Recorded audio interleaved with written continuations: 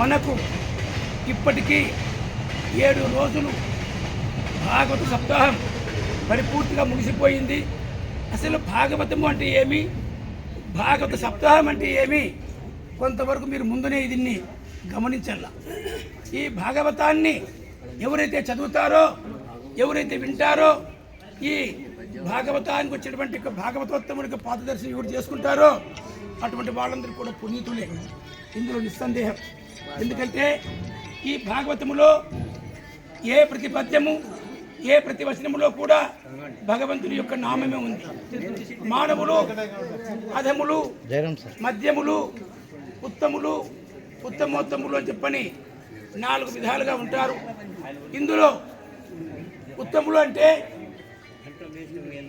ఇటువంటి సత్కార్యాలకు ఉత్సాహాన్ని ఇస్తూ, సత్కార్యాలు జరిపిస్తూ ప్రజల యందు భగవంతుని యొక్క నామస్మరణకు ఉత్తేజపరిచేదే ఉత్తముల యొక్క లక్షణం. ఉత్తమోత్తములు అంటే అన్నీ కూడా విడిచిన సర్వసంగ పరిత్యాగులు. ఈ భాగవతాన్ని శ్రీ వ్యాస మహర్షి సుఖ మహర్షి చేత చదివించాడు.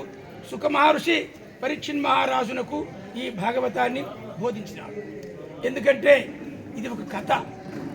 పరీక్షిత్ మహారాజు పాండవుల యొక్క మనుమడు, వంశోద్ధారకుడు. అంతేకాదు పరీక్షిత్ మహారాజు కృతయుగ ధర్మాన్ని కలియుగ ప్రారంభంలో ఆయన నడిపించినాడు. ధర్మాన్ని 4 పాదాలుగా నడిపించిన పరీక్షిత్ మహారాజు.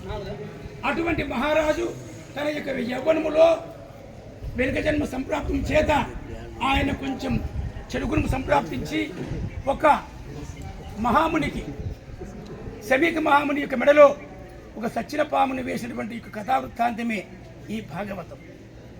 ఈ భాగవతములో నిత్య